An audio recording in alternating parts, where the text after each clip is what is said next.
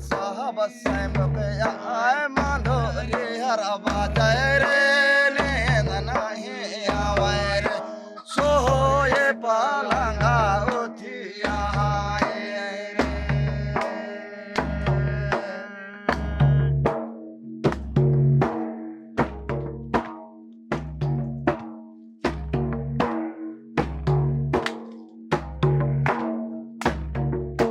2024 के लोकसभा चुनाव का बिगुल बज चुका है और मैं न्यूज लॉन्ड्री की इस विशेष चुनावी कवरेज के लिए गोंडवाना के इस सुदूर इलाके में हूं, जहां के गांव में अब भी आजादी के 75 साल बाद आजादी का कोई अमृत महोत्सव नहीं मनाया जा रहा, बल्कि उनकी जिंदगी हजार मुश्किलों से घिरी है। वो इस संगीत से बहुत दूर है जो आप सुन रहे हैं, जो इनके जीवन का एक बहुत छोटा हिस्सा बनाता है, लेकिन बड़े हिस्से पर जैसे ग्रहण लगा हुआ है। मंडला से कोई 100 किलोमीटर दूर मवई ब्लॉक के ये गांव गोंड और बैगा आदिवासियों समेत कई जनजातियों के घर हैं। शहरों में तरक्की का ढोल पीटने वाली सरकारें यहां अब तक साफ पानी और जरूरी इलाज की बुनियादी सुविधाएं तक नहीं दे पाई हैं। अब ये तो पानी भी नहीं मिल पावे साहब, टंदित जाथन ऐसे कोड़ लेथन झरिया तो हुआ के फिर पीथन फिर और बाढ़ उड़ा जाते तो बड़ा दिक्कत है जाते। एक ठन बोरिंग है तो हुआ के पानी मीठा है न कच्छ नहीं गरबत निकलते और इसमें जचकी उचकी फिर लज थन कमावत में बड़ा मुश्किल से एक बड़े बहुत तो खत्म हो गए भाई, गाड़ी नहीं आवे तब खत्म है गई। बहुत सारे लोग ऐसे हैं जो मात्र खेती कर रहे हैं, कब्जा जमीन है उनका, लेकिन आज दिन तक जो है उनको पट्टा नहीं मिला है। और यहाँ के कुछ बैगा भाई तो जेल तक भी गए हैं अपनी जमीन के कारण। रामवती के बेटे सत्तू सिंह का कहना है कि आदिवासियों को वन अधिकार और जमीन पर जो हक मिलने चाहिए उससे वो यहाँ वंचित हैं। जंगल को पहले जमाना में हमारे दादी का जंगल है बचा करके गया है और अभी वन विभाग वाले बोल रहे हैं कि हमारा जंगल है बराबर, उसमें निस्तारी नहीं करने देते हैं हमको। जिस तरह से आप देख रहे हैं यहाँ पर जो आवास बने प्रधानमंत्री आवास, आज 3 से 4 साल हो गए ये अधूरा पड़े, जिसके गवाह ये खुद बता रहे हैं कि ये जो है आज दिन तक इनका आधा पैसा मिला नहीं है। और दूसरी चीज़ यहाँ पर जो है बहुत सारे हमारे बैगा परिवारों के जो एक गरीबी रेखा के तहत जो राशन मिलता है वो भी जो यहाँ पर राशन नहीं मिल रहे हैं। स्कूल थे सरकारी वो सब बंद हो चुके हैं, पानी की कमियां हैं और बच्चों को स्कूल में पढ़ने में दिक्कत जाता है, स्कूल में पढ़ाई नहीं होता। टीचर लोग कभी 11:30 बजे कभी 12 बजे आते हैं, तो इनको बोलने वाला कोई है नहीं। देश के पहले प्रधानमंत्री डॉक्टर जवाहरलाल नेहरू ने आजादी के 10 साल बाद मानव विज्ञानी वेरियर एल्विन की अध्यक्षता में एक कमीशन का गठन किया, जिसका काम था आदिवासियों के हालात पर अपनी रिपोर्ट और आगे की सिफारिशें देना। वेरियर ने अपनी जिंदगी का बड़ा हिस्सा इन्हीं आदिवासियों के बीच गुजारा था और साफ तौर पर उनका यह मानना था कि अफसरों को आदिवासियों के जीवन और उनके रहन सहन की कोई समझ नहीं है। उन्होंने आदिवासियों की जमीन छीन ली, उनके अधिकार छीन लिए, उनकी कला को खत्म कर दिया। बल्कि एल्विन ने यह तक कहा कि शिकार पर पाबंदी लगाकर इन अफसरों ने आदिवासियों से उनका भोजन तक छीन लिया है। अरे घूम घूम के महुआ भी न भूख प्यास मान लेके हमला घाम भर में पानी नहीं मिला। आए गए हम तो महुआ बिन बहाए, महुआ बिन के हम तो सुखाए के हम तो महुआ लाटा खावो रे। 70 साल के सिद्धू मरावी का दर्द है कि उन्हें अपनी जमीन का अधिकार तो मिला, लेकिन उनके प्रतिनिधि कभी इन इलाकों में झांकने तक नहीं आते। हम तो खावो महुआ लाटा ला भैया, हम तो खावो महुआ लाटा ला। तो आपके प्रतिनिधि आते हैं नहीं आते हैं आपसे यहाँ, जो MP MLA सांसद चुनते हैं आप लोग, वो आते हैं आपकी?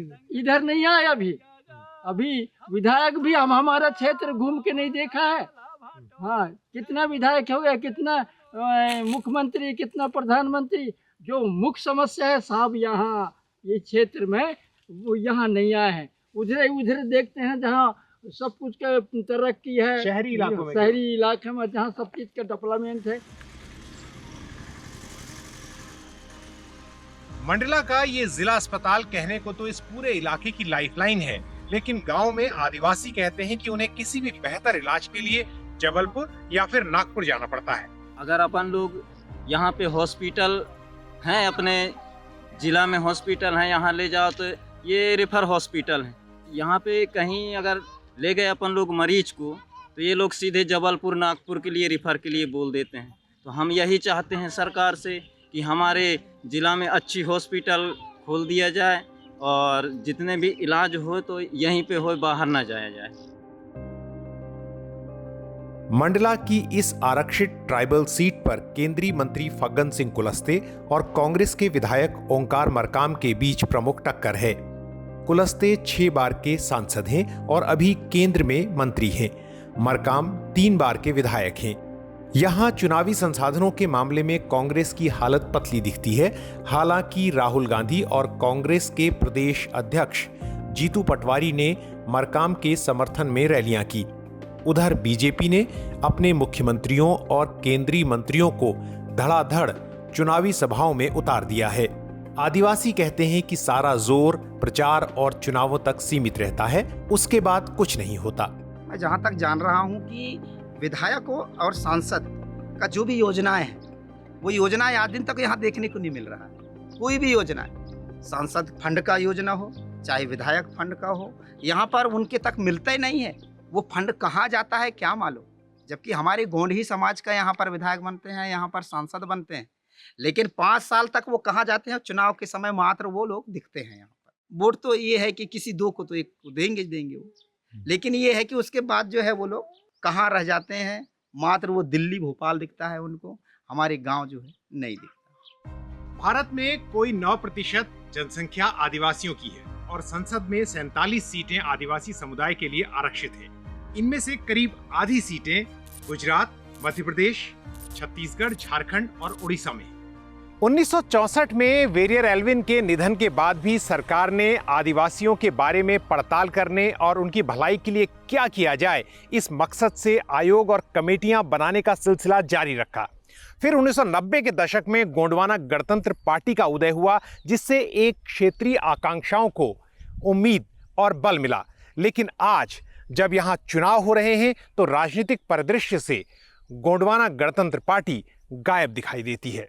गोंडवाना गणतंत्र पार्टी जब से शुरू से आई है तो ये अपने दम पे नहीं आई है। इनके भीतर मतलब इनका जो काडर है उसमें एस्पिरेशन है कि भाई हमारे अनुसार पूरा चले, परंतु इनके जो लीडरशिप है वो किसी न किसी से बिक जाता है। तो ये यहाँ पे मध्य प्रदेश में आदिवासी वोटों को इस प्रकार से पोलराइज करने की ये हर पार्टी की राजनीति, आज बीजेपी की भी हुई है, पहले कांग्रेस की भी हुई थी।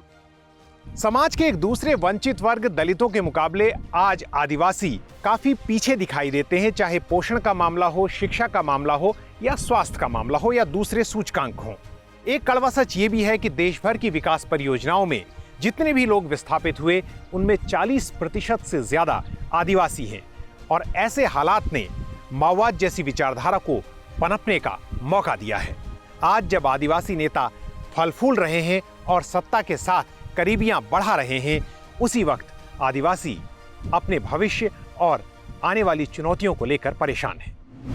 This election season, your right to choose puts you at the heart of it again. We'd like to be your eyes and ears. Choose the journalism and media that serves democracy and you. Simply log on to newslaundry.com/2024 election fund and choose an amount of your choice for the reports of your choice.